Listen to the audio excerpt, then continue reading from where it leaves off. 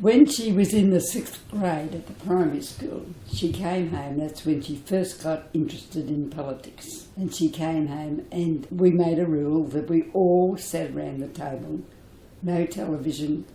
Well, we had our dinner and everybody spoke out and said, and she was telling us all about the apartheid. And it was the first time I had ever heard about it because I'd never taken any interest in politics. So she was really interested in it then, right from the start.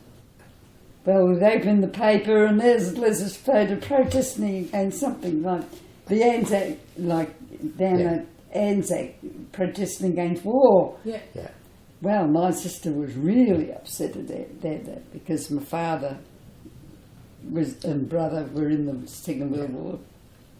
It was the group she was in.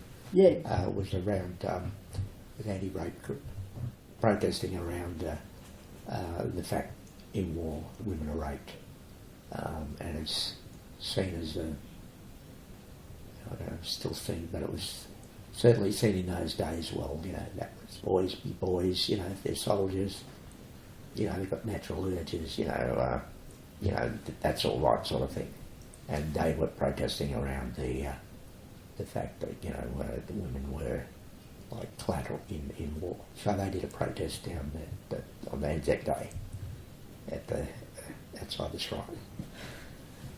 I think particularly during the 80s, although she had a grown feminism, so a lot of the work that she did in those days was through disability rights. But I think she found, as a lot of people find, that quite often in those days feminism could be not as inclusive as what you would like it to be. It might be middle class feminism rather than feminism for working class women or for migrant women or for women with disabilities. And I think that's one of the things that Les seemed to extend into those areas. We were such a conservative family. My husband's parents, my sister and her family. They thought it was terrible that she had done this. Open the paper and there's Lesley's photo. I heard of anything in our lives like it, and I was getting it from all angles. There was two elements to it. There was the anti-beauty quest side of it. Then there was the disability part of that as well, where women with disabilities and even blokes with disabilities. The image of very lovely women needed to represent you to get funds was a bit of an anomaly in society. I mean, you couldn't strive to the idea that the perfect person was the most beautiful person was not sort of something that ordinary people ascribe to. Now, you just want to live an ordinary life, do as much as you can for yourself. But when the public see all these beautiful people raising money for you, they get the image that you need to be looked after, which, Spastic Society actually put forward. We need your money to look after these poor, tragic people. So it was very much, a challenge in that aspect. This creates an image in the community that when we go for a job, we can't employ you because you need to be looked after. No, I want to be a Prime Minister of Australia. No, you need to be looked after. So the whole movement was against that sort of charitable presentation of around the image of people with disabilities.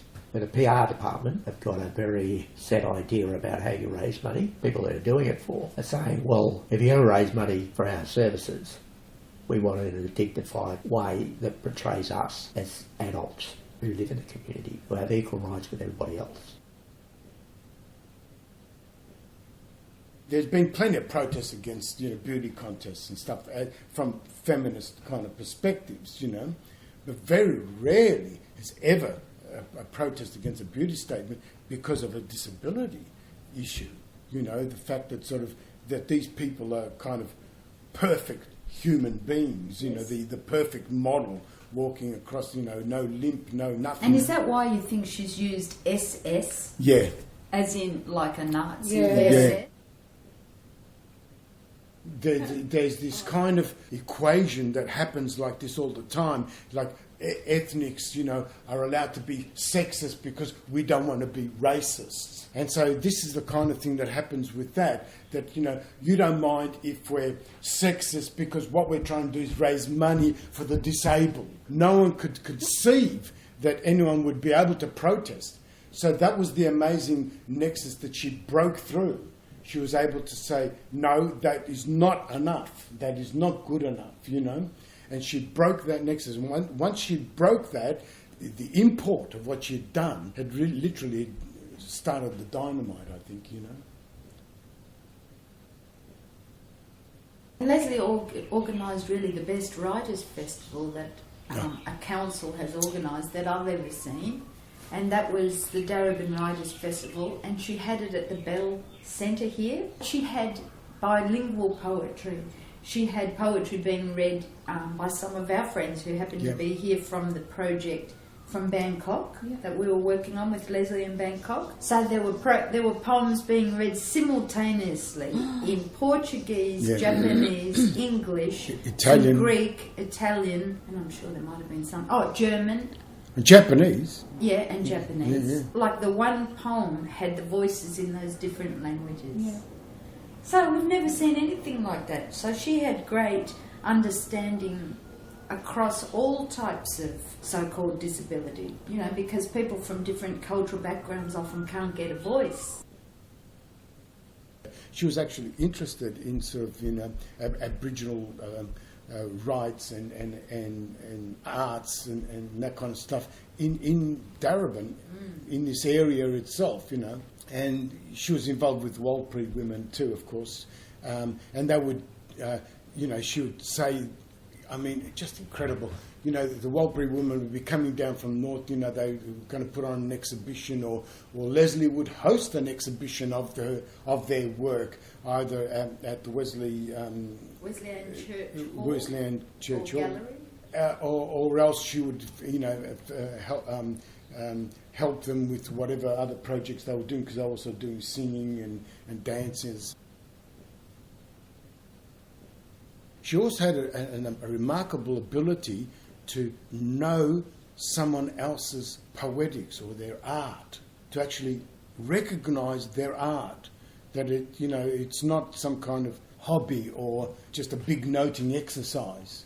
She would actually recognise someone's art and say, you need to express yourself, you need to be able to do these things and take them seriously. She had a desire to be a writer, and that was, a real kind of burning passion of hers. I was running a magazine, I'm still running a magazine called Unusual Work, and we published about 2 or 3 poems after I heard her perform. I said, look, they're good, I said, they're really, really good, because she had such a world vision about writing and what was good and what was not.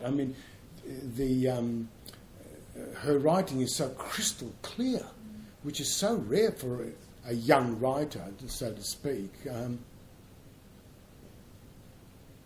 And she really connected with people and listened to people. A lot of people, they don't even have any real connection with people, whereas Lesley, she always took the time to really see the people she was talking to and to find out about them. I wrote a poem which I sent her about Felix Meyer in 1896. And I sent her that, and she really loved it. And I said to her, it's amazing, I'm starting to find all these little portraits of people in Melbourne, from the 1800s and all that. And I said, I think you're influencing me as a writer. And she said, just by being there makes you see. So just her presence opened our eyes.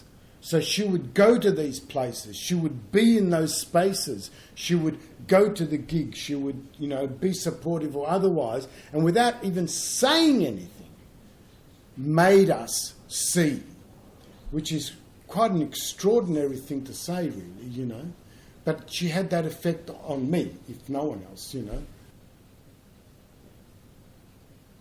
Arts Access Victoria made an award in Lesley's name because she's chaired it for 2 or 3 years, and she got them to change from sort of a service provider mentality around doing access to arts to more advocacy ventures where people could use it as a statement of advocacy around disability. Sad thing now is it's all happening again with all the beauty contests and the little girls all dressed up. So it needs Les to come back and do it again.